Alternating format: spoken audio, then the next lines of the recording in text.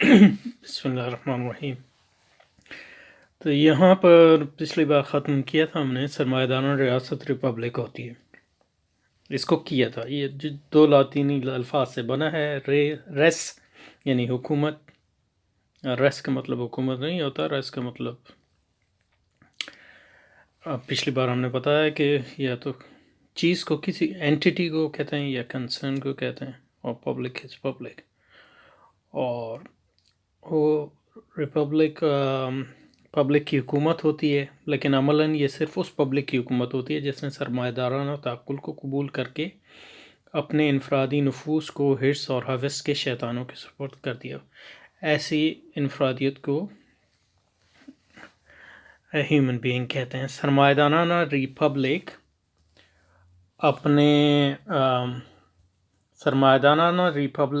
اپنے دستور کے ذریعے ایسے افراد کے وہ حقوق تسلیم کرتی ہے جو ان کو سرمایہ دارانہ حرص اور ہوس کا اعلی کار بننے کے لیے دینا لازم ہے۔ تو اس میں یہ سمجھنے کی ضرورت ہے، یہ مباحث بعد میں بھی آئیں گی، آتی رہیں گی، تو لیکن یہ کہ یہاں یہ سمجھنے کی ضرورت ہے کہ دستور کا کیا مقصد ہوتا ہے۔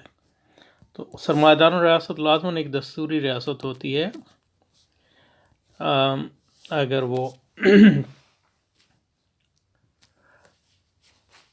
تو پبلک کی حکومت کا مقصد یہ ہے کہ ہر ایک یعنی سمجھ لیں اکثریت، تو اکثریت جو ہے نظری طور پہ کوئی بھی نظام نافذ کر سکتی ہے، قوم پرست بھی ہو سکتی ہے، سرمایہ دار بھی ہو سکتی ہے، غیر سرمایہ دار بھی ہو سکتی ہے، مسلمان بھی ہو سکتی ہے، وغیرہ وغیرہ۔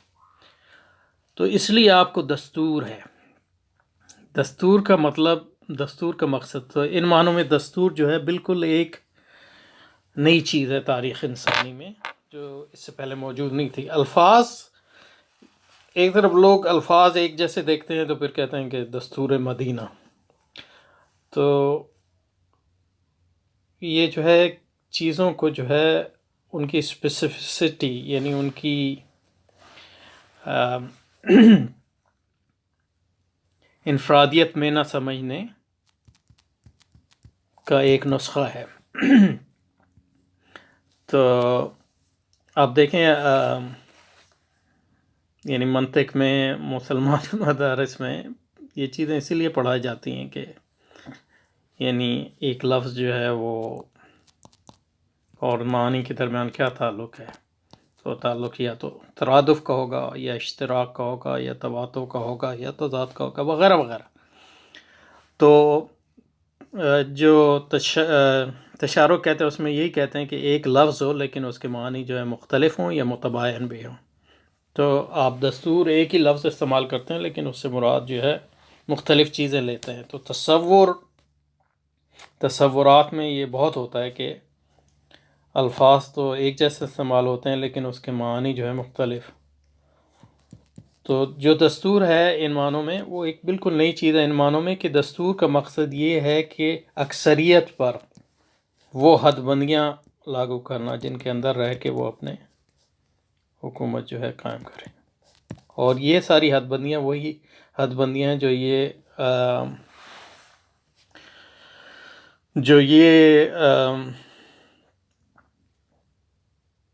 اس بات کی گارنٹی دیتی ہیں، اس بات کو ممکن بناتی ہیں کہ کوئی بھی غیر سرمایہ دارانہ پالیسیاں جو ہیں استعمال نہ کی جائیں۔ یہی دستور کا مقصد ہے۔ تو دستوری ریاست جو ہے لازماً ایک سرمایہ دار ریاست ہوتی ہے ان معنوں میں۔ اور آپ دیکھیں کہ جمہوریت کو جن لوگوں نے جو ہے جو سرمایہ دارانہ مفکرین تھے، چاہے وہ لبرل ہوں چاہے غیر لبرل یا کنسرویٹو مفکرین ہوں جیسے ٹاکویل ہے، یا لبرل مفکرین ہوں جیسے جان اسٹورٹ مل ہے، ان سب کو گو کہ یہ جمہوریت کے قائل تھے اور جمہوریت کو سرمایہ دارانہ شخصیت کے ارتقاء کا ایک اہم آلہ سمجھتے تھے، جیسے کہ میں نے پچھلی بار بات کی کس لحاظ سے جمہوریت جو ہے آلہ ہوتی ہے۔ لیکن ان سب کو، ٹاکویل کو بھی اور جان اسٹوارٹ مل کو بھی اس بات کا خوف تھا کہ جمہوریت جو ہے وہ لوگوں کی اصل اکثریت جو ہے اس اکثریت جو ہے اپنی منمانے فیصلے کرے گی، اور وہ سرمایہ دار کے لیے لازماً جو ہے اس کا ذریعہ نہیں بنے گی۔ تو یہ بحثیں آپ کو ملتی ہیں، کوئی ایسا یعنی بڑا مفکر آپ نہیں لا سکتے جو جمہوریت کا قائل ہو اور اسے جمہوریت سے خوف نہ ہو۔ اس لیے اس کا جو حل انہوں نے نکالا وہ تاکہ جمہوری ریاست جو ہے دستوری ریاست ہوگی، ان معنوں میں کہ دستور وہ حد بندیاں اور وہ لیمٹس بتائے گا آپ کو،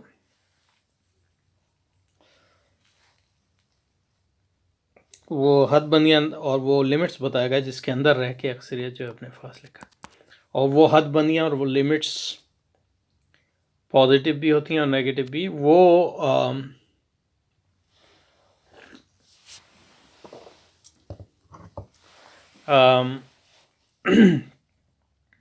حد بندیاں اور لمٹس جو ہیں وہ اس بات کے گارنٹی دیتی ہیں کہ جمہوری ریاست ایک سرمایہ دارانہ ریاست۔ ان معنوں میں جمہوری جو قانون ہے، کانسٹیٹیوشنل لا جو ہے، وہ عام قانون سے برتر ہے اور عام قانون کی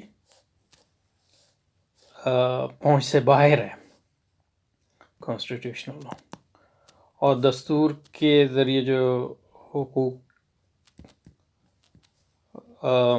نکلتے ہیں وہ بھی عام قوانین سے باہر ہے۔ اس کا تعلق جو ہے جمہوریت، کیونکہ وہ جمہوریت کو لمٹ فراہم کرتے ہیں۔ اور یہ اس چیز سمجھنے کا نتیجہ یہ ہے کہ لوگ کہتے ہیں کہ رسول اکرم نعوذ باللہ رسول اکرم کی حکومت بھی دستوری تھی، تو وہ لفظ دستور ہے لیکن یہ دستور لفظ مشترکہ ہے، اوکے، ہومونیم جس کو کہتے ہیں، ایک لفظ ہے، اس کے معنی جو ہے مختلف ہیں، متباین، متضاد وغیرہ وغیرہ۔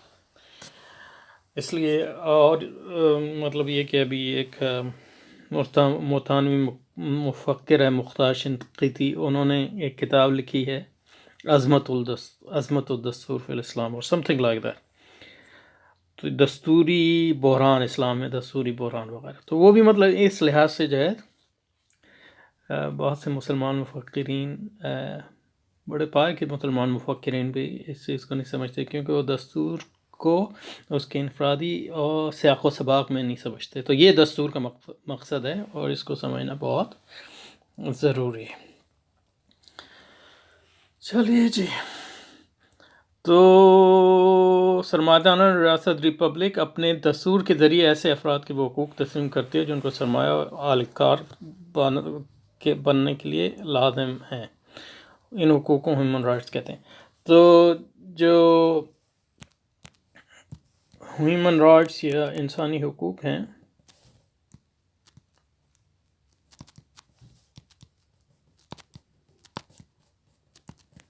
اس پہ بھی لوگوں کا بڑا جو ہے سمجھنے میں دقت ہوتی، کہتے ہیں ہاں آپ کس طرح حقوق کو، اسلام تو حقوق کو مانتا ہے، آپ حقوق، تو کہنے کا مقصد یہ ہے کہ ہر نظام کے اپنا جو ہے تصور حق ہوتا ہے، اور تو ہر نظام میں حقوق اور فرائض کا ایک تصور ہوتا ہے۔ تو سرمایہ دارانہ نظام میں جو حقوق و فرائض کا تصور ہے اس کو ہیومن رائٹس سے کہتے ہیں، اور اسلام میں جو ہے اس کو حقوق العباد کہتے ہیں۔ اس میں بھی یہی ہے کہ لوگ حق کا معنی دیکھتے ہیں تو یہ سمجھتے ہیں کہ یہ حق لفظ ہے تو سارے یہی ہوں گے۔ تو ہیومن رائٹس جو ہے اس کے دو پہلو ہیں، انسانی حقوق کے دو پہلو ہیں،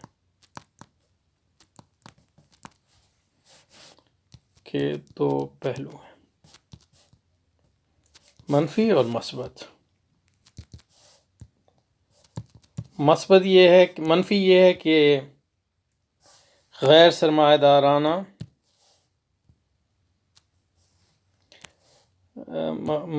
منفی یہ ہے کہ غیر سرمایہ دارانہ انفرادیت معاشرت اور ریاست کو تباہ کیا جائے، یہ اس کے منفی مقصد ہوتا ہے. اور مثبت اس کا مقصد یہ ہے کہ سرمایہ دارانہ انفرادیت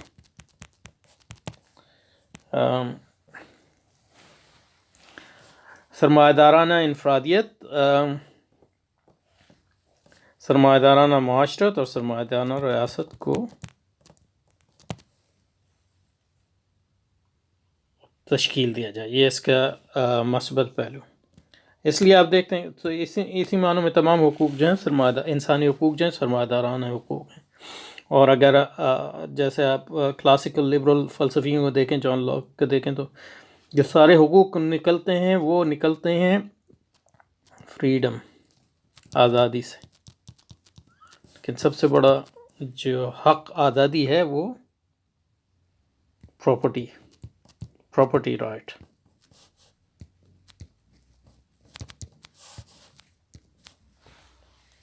پراپرٹی رائٹس، حقوق ملکیت. یہاں جو ملکیت ہے اس سے مراد سرمایہ دارانہ ملکیت ہے. اسی بنیاد پہ جو ہے جان لاک جو ہے جو سرخنود ہیں امریکہ کے، جو ان کے قدیمی باشندے ہیں، ان کے قتل عام کا جواز فراہم کرتا ہے.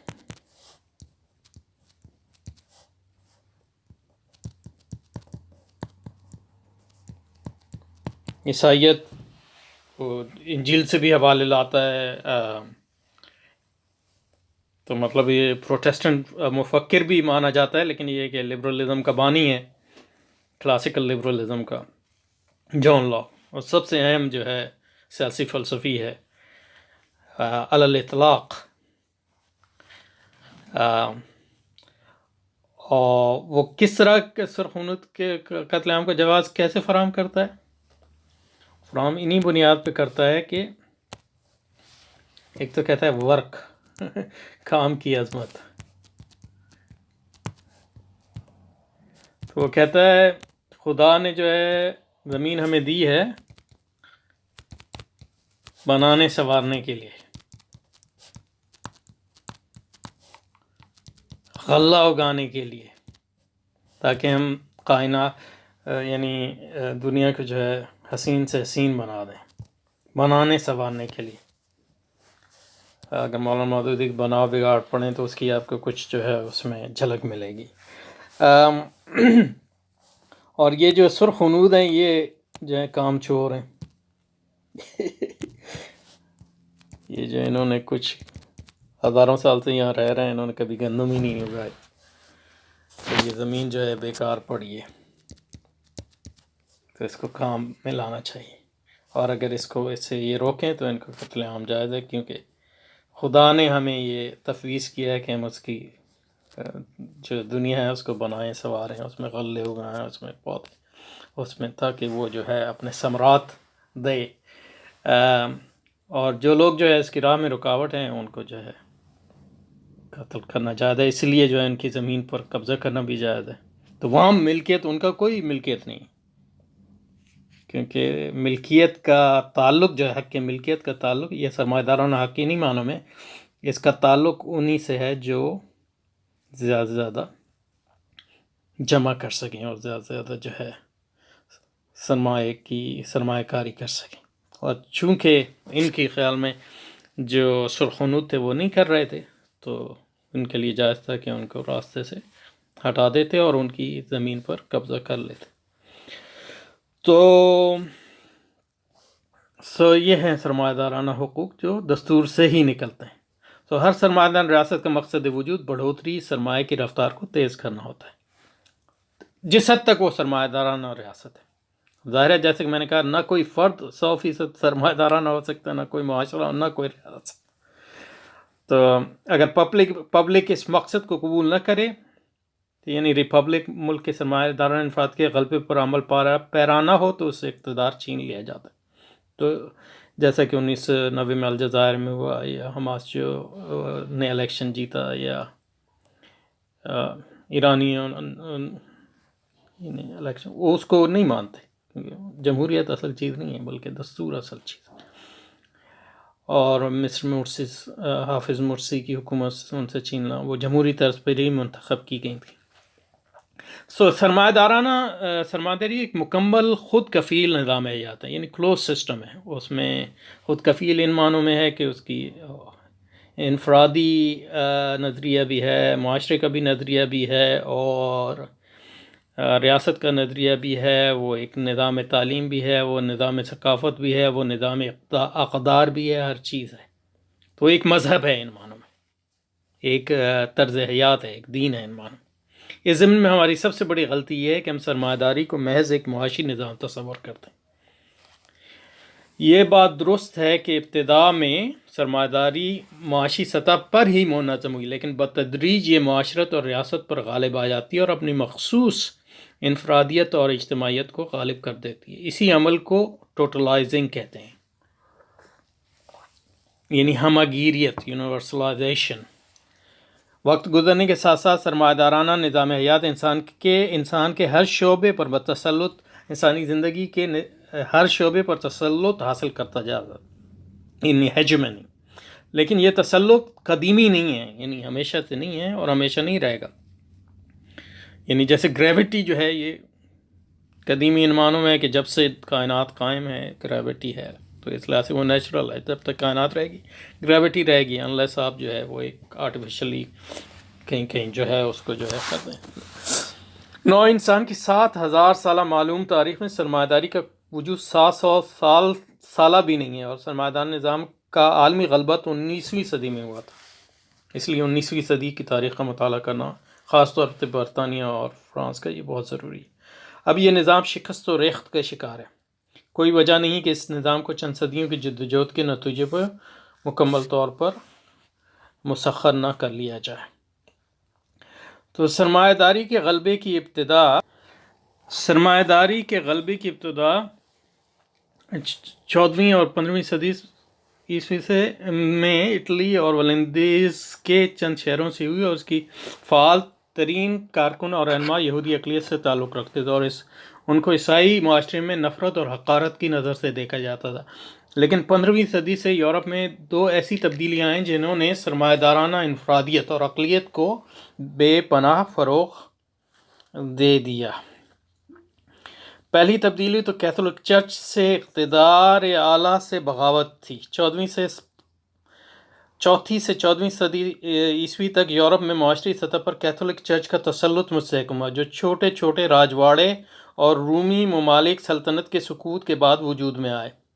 وہ سب چرچ اور یورپ کی معاشرتی بالادستی کے پشتیبان تھے. 15ویں صدی میں مارٹن لوتھر اور اس کے پیرووں نے رومن کیتھولک چرچ کے معاشرتی اور ریاستی اقتدار کے خلاف بغاوت منظم کی. اب یہ جو بغاوت تھی، یہ جو ہے ان کی اندرونی معاملہ تھا ایک، یعنی عیسائی چرچ کا، اور چرچ کی جو کرپشن ہے اس کے خلاف اس سے شروع ہوئی. لیکن لوتھر نے جو نظام دیا وہ عیسائیت کے لیے بڑا سود مند ثابت ہوا، عیسائیت کے لیے بھی اور قوم پرستی کے لیے بھی. اور اس میں جو اہم چیزیں تھیں وہ انفرادی پرستی، آزادی کا تصور اور قوم پرستی، کیونکہ کیتھولک چرچ جو تھا وہ یونیورسل چرچ تھا، وہ اس کا تعلق تمام عیسائیوں سے تھا. لیکن جو پروٹیسٹنٹ چرچ شروع ہوا، وہ اس کی ایک بنیاد یہ تھی کہ جرمن چرچ پر جو رومی چرچ کا کس طرح غلبہ ہے، وہ اس میں تو بہت سے جو لوتھر کے جو پشتیبان تھے، اصل میں وہ زیادہ تر وہ لوگ تھے جو جرمن جو پرنس تھے، اور وہ روم کے غلبے کے شاکی تھے، اور اپنے اقتدار میں جو ہے اس میں وسعت پیدا کرنا چاہتے تھے. انہوں نے اس کی بڑی سپورٹ کی. اور مطلب یہ کہ چونکہ لوتھر نے جو ہے جرمن زبان میں ایک بات یہ تھی کہ اس نے کہا کہ جناب ہر ایک اپنی زبان میں جو ہے عبادت کرے اور انجیل بھی اپنی زبان میں پڑھے، اور ہر آدمی جو ہے اپنی زبان میں انجیل سمجھ سکتا ہے. تو حالانکہ مطلب یہ کہ وہ خود ایک مذہبی آدمی تھا، اپنی مذہبیت کا جو بھی اس کا تصور تھا، لیکن وہ مذہبیت کا تصور ایسا تھا کہ اس کے نتیجے میں جو ہے انفرادیت کو بھی فروغ ہوا، کہ اس نے جو ہے چرچ کے علوم کو رد کر دیا اور کہا کہ ہر آدمی اپنے عقل کی بنیاد پر جو ہے وہ بائبل سمجھ سکتا ہے. تو اس سے انفرادیت بڑھی اور آزادی کا ایک خاص تصور پڑا. اور دوسرا اس نے کہا کہ ہر اپنی زبان میں پڑھو، اور ہمارا چرچ بھی قومی ہونا چاہیے، کیونکہ ہم یعنی رومی زبان سمجھتے نہیں ہیں اور اس کا کوئی فائدہ نہیں ہے وغیرہ. اور اس کے نتیجے میں جو ہے چرچ کی عالمگیر چرچ جو ہے وہ کمزور ہوتا چلا گیا اور قومی چرچ بنے. اور وہ قومی چرچ ایسے بنے جو ان کا اقتدار مطلق قائم ہوا، کیونکہ اس نے وہ جو قومی چرچ کے جو بادشاہ تھے وہی چرچ کے نگران اعلیٰ بھی ہوئے. اور اس کے پہلے تو مطلب پوپ ہوتا تھا، لیکن اب جو لوتھر کی سوچ تھی وہ یہی تھی کہ چرچ کا جو نگہباں ہوگا، جو حاکم اعلیٰ ہوگا، وہ ملک کا حکمران بھی وہ یعنی ملک کا حکمران ہو. کیونکہ عیسائیت جو ہے ہمیں یہ کہتی ہے کہ خدا کا خدا کو دو اور کیسر کو دو. تو اس کی جو عملی صورت یہ بنی کہ جو مقامی شہزادوں اور جو بادشاہوں نے قوم پرستانہ حکومت قائم کی، اس کا ایک اعلی کار بن گئی یہ. تو یہ بالکل میں نے آپ کو اس کا ایک سرسری جائزہ لیا. اس پہ میں نے اور کافی ویڈیو بنائے ہیں، اس کو آپ دیکھ سکتے ہیں. لیکن یہاں جو ہے یہ اتنا میں نے آپ کو ایک سیاق و سباق اس کے دینے کے لیے آپ کو یہ بات بتائی. تو اس بغاوت کی بنیادی دعویٰ یہ تھا کہ ہر عیسائی انجیل مقدس کی تشریح کرنے کا حق رکھتا ہے، اور پوپ اور کیتھولک چرچ کو انجیل سے احکام اخذ کرنے کے کوئی اجارتارانہ حق نہیں. یہ فکر بہت جلد مقبولیت عام حاصل کرتی چلی گئی، اور اس فکر کی مقبولیت کی وجہ ہم آئندہ باب میں انشاءاللہ بیان کریں گے. شمالی یورپ میں بالخصوص سیاسی مقتدرین نے کیتھولک مخالف طریق کی پشت بنائی کی، کیونکہ مطلب یہ کہ وہ چاہتے تھے کہ روم پر جو یعنی پوپ کی جو اجارہ تھی ان پہ وہ ختم ہو جائے اور وہ مطلق العنان یعنی بادشاہ بن جائیں. اور ان ممالک میں قومی مطلق العنان بادشاہتوں کے ساتھ ساتھ قومی چرچ بھی قائم ہو گئے. وسطی اور جنوبی مغربی یورپ میں بھی مطلق العنان بادشاہیں قائم ہوئیں، اور چونکہ یہ کیتھولک چرچ کے عموماً وفادار کوئی کہ پوپ کی معاشرتی اقدار کو مجروح کرنے سے دروغ نہ کرتی تھیں رہیں، لہذا ان میں پروٹیسٹنٹ ریاستوں میں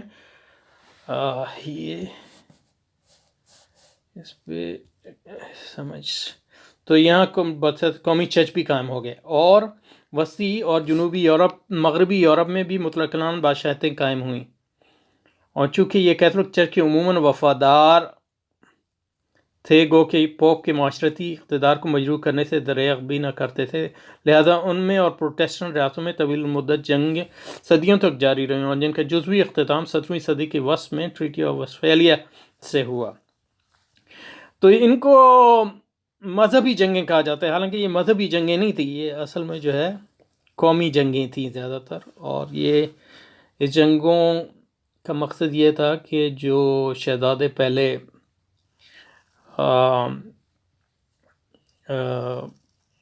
رومن چرچ کے تحت تھے یا پھر یہ کہ ہولی رومن امپائر کے تحت تھے، ان کو جو ہے اس سے آزادی حاصل ہو اور ان کی مطلق عنانیت جو ہے وہ مضبوط سے مضبوط ہوتی چلے. ان طویل جنگوں کے دوران تمام یورپی ممالک اور خود کیتھولک چرچ سودی قرضجات لینے پر مجبور ہو گیا، اور سود کو نظامات عیسائی تعلیمات کی بنیاد پر جواز کرنے کی مہم پورے براعظم یورپ میں ایک وبا کی طرف پھیلی. تو مطلب ایک بات یعنی جو پروٹیسٹنٹ تحریک تھی اس نے سود کی جو ہے جواز بھی فراہم کیا، اور پھر بعد میں سرمایہ داری کا بھی جواز فراہم کیا مذہبی بنیادوں پہ. یہاں تک کہ 17ویں صدی میں انگلستان اور سوئٹزرلینڈ جو خالص مذہبی ریاستیں قائم ہوئیں، انہوں نے بینکاری کے نظام کو ریاستی سطح پر منظم کر کے سودی کاروبار کو خوب فروغ دیا. یعنی 17ویں صدی میں جو انگلستان میں جو پیورٹنز کی حکومت قائم ہوئی، جن کو مطلب آپ کہہ سکتے ہیں عیسائی طالبان، یعنی طالبان کے لیے یہ مجھے نہیں کہنا چاہیے کہ مطلب، لیکن سمجھانے کے لیے کہہ رہا ہوں، یا عیسائی وہابی. اور سوئٹزرلینڈ میں جو ہے وہ بھی پروٹیسٹنٹزم کی ایک شاخ تھی جس کو کیلونسٹ کہتے ہیں. تو تو ان سب نے جو ہے سود کی بنیاد پر جو ہے مذہب کے نام پہ سود کی بنیاد پر یہ حکومتیں قائم کی، اور عالمی سطح پر جو ہے ٹیکسوں میں اضافہ کیا اور مضبوط ریاستیں قائم کی، ان بنیاد پر کہ ہم اپنے جو پروٹیسٹنٹ بھائی ہیں ان کو کیتھولک چرچ کے ظلم سے کے خلاف جو ہے مدد فراہم کرنا چاہتے ہیں۔ اور انگلستان میں جو حقیقت میں انگلستان میں جو مضبوط ریاست قائم ہوئی، یعنی انہوں نے 1648 میں بادشاہ کو قتل اس بنیاد پہ کیا تھا کہ وہ ریاست کو جو ہے مضبوط سے مضبوط بنا رہا تھا، اور بہت سے اس نے ٹیکس لاگو کر دیے تھے جو اس کا حق نہیں تھا۔ لیکن جب یہ خود حکمران ہوئے تو انہوں نے اتنے ٹیکس لگائے کہ یعنی انگلستان کی پوری تاریخ میں اتنے ٹیکس میں اضافہ نہیں ہوا، لیکن وہ اس بنیاد پہ لگائے کہ ہمیں جو ہے بادشاہ کے جو حامی جو دوبارہ اقتدار لینے کی کوشش کر رہے ہیں، اور بادشاہ کیتھولک تھا، اس کو روکا جائے۔ اور دوسرا یہ کہ جو عالمی سطح پر